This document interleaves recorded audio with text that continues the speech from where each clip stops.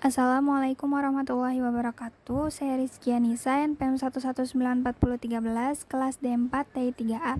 Di sini pada mata kuliah Sistem Multimedia, saya akan mempresentasikan materi tentang produksi konten multimedia.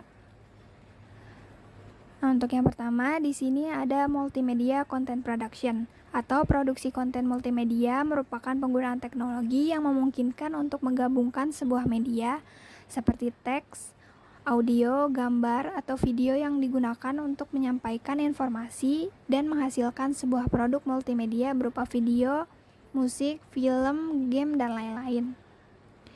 Nah, dari sini produksi konten multimedia itu menggunakan 3 proses. Nah, di sini ada 3 proses dari produksi konten multimedia. Yang pertama ada pre-production, di mana di bagian pre-production ini dia akan menyalurkan ide produksi. Ide produksi ini tentang menentukan genre atau narasi yang akan digunakan pada konten.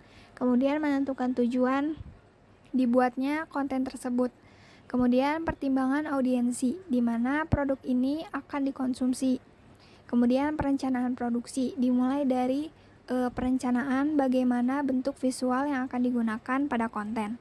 Kemudian yang kedua ada proses production, di mana proses production ini akan membuat konten multimedia dengan membuat fungsi-fungsi yang sudah direncanakan, kemudian diimplementasikan dan diintegrasikan semuanya ke dalam kontennya. Kemudian yang ketiga ada proses post production, di mana post production ini terdiri dari evaluasi dan pengujian konten produksi, di mana sebuah konten yang sudah melewati masa produksi, dia akan diuji apakah fungsi-fungsinya sudah dapat berjalan dengan baik. Kemudian yang terakhir itu dipublikasikan, di mana konten tersebut akan disebarluaskan ke orang lain. Kemudian selanjutnya ada storyboard. Di sini storyboard itu merupakan desain atau gambar sketsa yang disusun secara berurutan sesuai dengan alur cerita sehingga dapat menyampaikan pesan atau ide dengan mudah kepada orang lain. Nah, storyboard ini digunakan untuk menggambarkan sebuah alur cerita dari mulai awal hingga akhir. Di sini ada contoh storyboardnya, yaitu cara belajar yang efektif, di mana dari mulai nomor 1, yaitu awalnya, hingga menceritakan gambar di nomor 6, yaitu akhirnya. Di sini disusun secara berurutan dari mulai nomor 1, 2, 3, dan 4 sampai nomor terakhir. Dari nomor 1 ini dia berhubungan dengan nomor 2, kemudian setelah kejadian nomor 2 dia akan berhubungan ke nomor-nomor selanjutnya. Nah, itu merupakan storyboard. Selanjutnya ada broadcasting and publishing, di mana di sini adalah proses yang digunakan untuk menyampaikan informasi melalui media tertentu. Nah, di sini akan menyiarkan atau mempublikasikan hasil atau produk multimedia di berbagai platform. Misalnya untuk hasil dari perancangan storyboard yang tadi tentang cara belajar yang efektif. Nah, hasil dari konten tersebut dapat dipublish di media YouTube atau Instagram. Nah, selanjutnya ada title goals, di mana title goals ini merupakan tujuan yang berkaitan dengan pengalaman atau kesan yang ingin dicapai saat membuat konten. Misalnya tujuan dari storyboard yang tadi, kenapa sih dibuat konten tersebut? Karena di situ fungsinya untuk membantu memperbaiki pola belajar dengan adanya cara-cara tersebut. Kemudian untuk membangkitkan minat dan motivasi dalam belajar. Karena di situ ada cara atau tips-tips belajar yang efektif, di mana tujuannya itu untuk memotivasi. Selanjutnya ada parameter. Nah, parameter ini merupakan ukuran dari suatu keadaan yang digunakan untuk menentukan dan mengklasifikasikan sistem tertentu.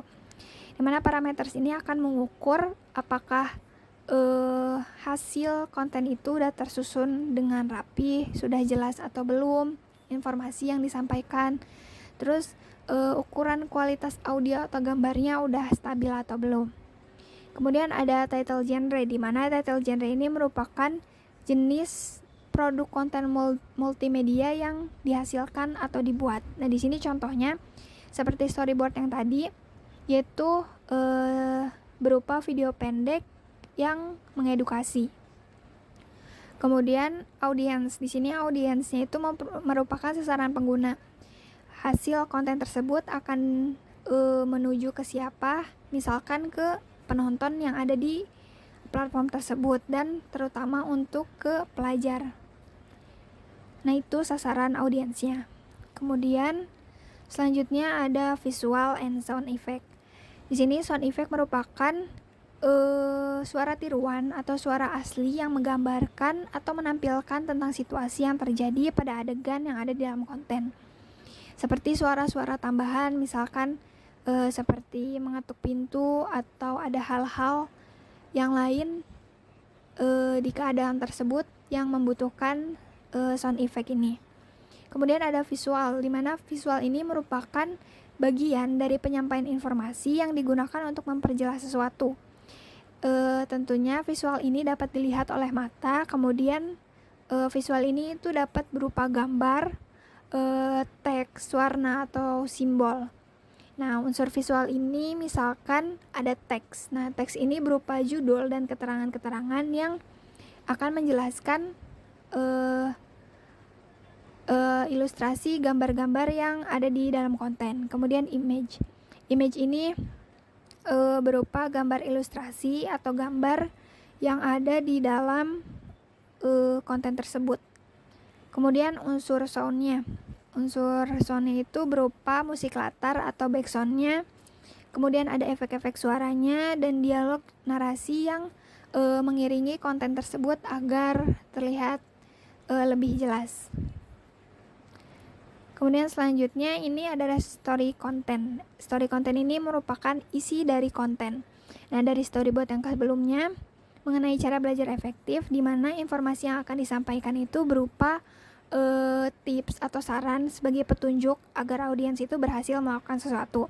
Di mana di sini akan diceritakan dari mulai kejadian yang pertama hingga yang terakhir.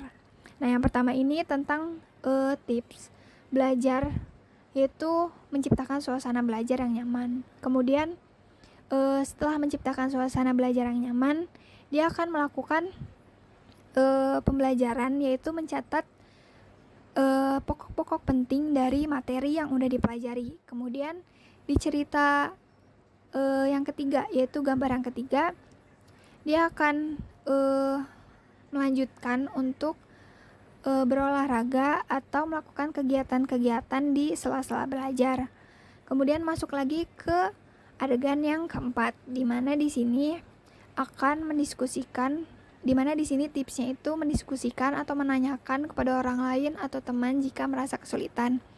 Kemudian kejadian yang kelima yaitu membaca buku untuk menambah wawasan, di mana tips ini akan berlanjut ke yang setelahnya, yaitu yang terakhir memahami materinya dengan melakukan uji coba. Nah, story content ini berdasarkan storyboard yang sudah dibuat dan alurnya juga sesuai dan tersusun berikut dengan isi-isi story-nya. Kemudian yang terakhir yaitu ada testing dan publish, di mana testing ini merupakan pengujian yang dilakukan untuk mendapat informasi mengenai kualitas dari konten produk yang dibuat atau menyesuaikan hasil konten dengan hasil yang diharapkan. Nah, testing ini bisa berupa misalkan ada ejaan atau kata-kata yang kurang di dalam konten tersebut. Nah, atau mengevaluasi kesalahan-kesalahan atau ketertinggalan atau lupa-lupa kata di dalam konten tersebut. Nah, kemudian setelah melalui tahap testing, maka konten tersebut sudah bisa dipublish. Nah, publish ini merupakan proses mempublikasi hasil dari produksi konten multimedia atau merupakan kegiatan pendistribusian dan mengumumkan suatu produk sehingga dapat dikonsumsi atau dinikmati oleh banyak orang. Di mana publish ini akan di-share melalui berbagai platform, yang dimana platform ini akan menjangkau banyak orang dan akan bisa menikmati kontennya. Nah, mungkin cukup sekian tentang materi produksi konten multimedianya. Kurang lebihnya mohon maaf. Wassalamualaikum warahmatullahi wabarakatuh.